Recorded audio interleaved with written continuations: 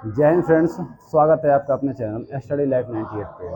आज की क्लास में हम लोग देखने वाले हैं घातांक को करने के जो अंडर रूट वाले प्रश्न होते हैं उनको 2 सेकंड में कैसे सॉल्व करेंगे।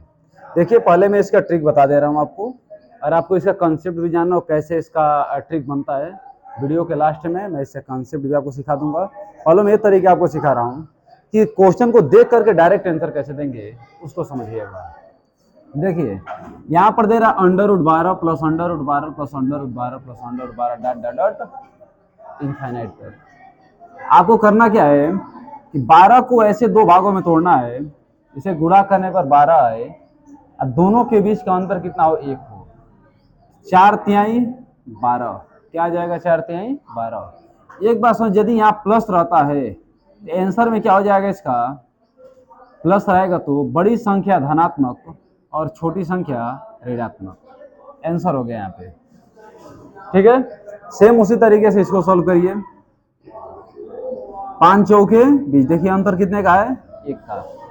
इसका आंसर क्या हो जाएगा, बड़ी संख्या धनात्मक और छोटी संख्या क्या हो जाएगा, ऋणात्मक। मैंने प्लस क्या हो जाएगा 5, माइनस क्या हो जाएगा 4। यही आपका आंसर हो जाएगा। फिर इसे देखिए, सेम उसी तरह इसको ब्रेक करिए। 6 पचे 30, इसके आंसर में क्या हो जाएगा, +6 -5 आपका आंसर हो गया।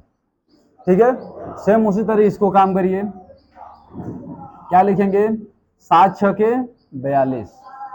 ठीक है, तो इसका आंसर क्या आ जाएगा, +7 -6 आपका आंसर हो गया इसका। अगले प्रश्न को देखिए, सेम उसी तरीके इसको ब्रेक करिए। 7 बटे 56, इसका आंसर क्या आ जाएगा, +8 -7 आंसर हो गया। ठीक है अबू, और इसको ध्यान दिए थोड़ा सा, इसको भी सेम उसी तरीके से करिए। 11 दाम है 110।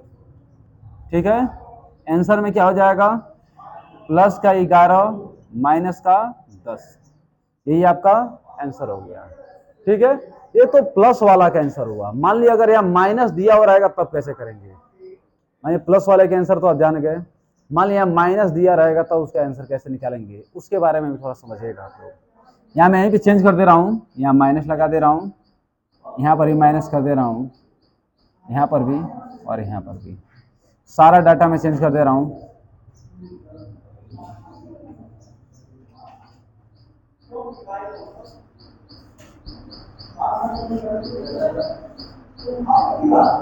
देखिए, यहाँ मान लीजिए आ गया आपका माइनस माइनस माइनस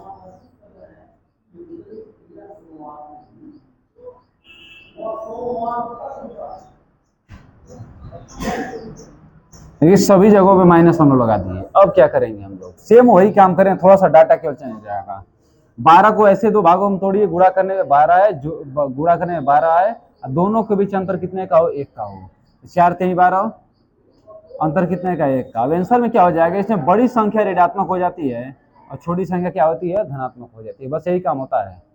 इसमें क्या हो जाएगा बाबू, क्या -5 प्लस का 4। इसमें क्या सेम वही काम होगा, क्या होगा, -6 प्लस का 5। इससे क्या हो जाएगा, -7 प्लस का 6।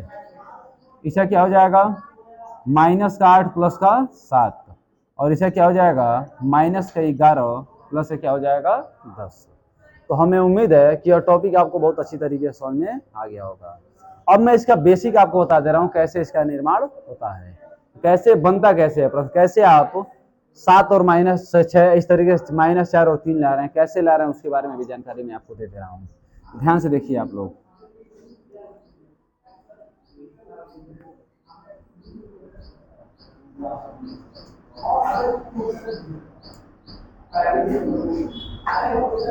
मान लीजिए आपके सामने एक प्रश्न आ गया, ठीक है, यहाँ प्लस लगा के मैं कर दे रहा हूं, प्लस यही कार्यक्रम आगे जाएगा। तो करना क्या है आपको कि माना यक्स बराबर यह नंबर, जो भी नंबर दिया हुआ है, 12 + 12 + 12 plus 12 plus dot dot dot infinite तक। ठीक है, यक्स होगा इतना। अब दोनों पक्षों का वर्ग करने पे, दोनों पक्षों का वर्ग करने पर,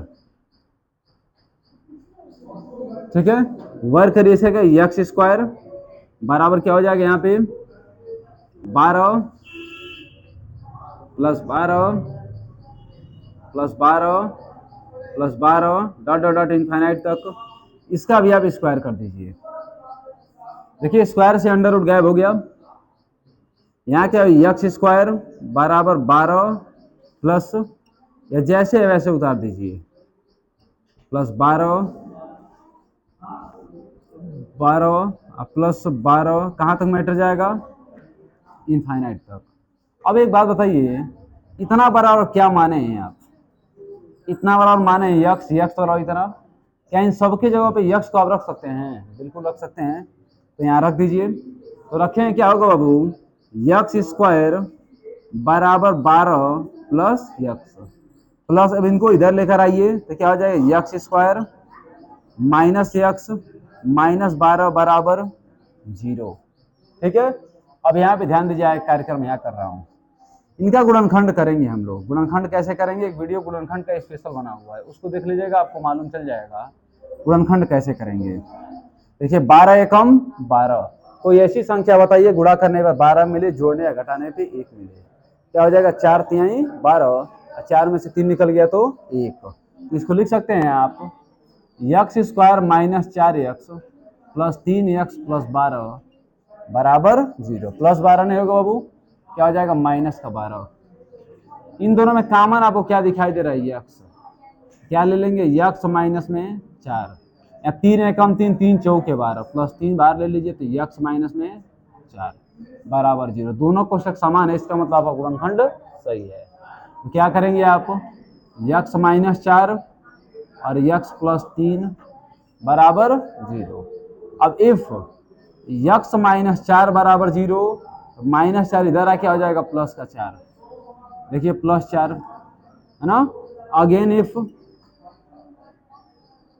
पुनः यदि यक्स प्लस 3 बराबर 0, यक्स बराबर क्या हो जाएगा माइनस का 3।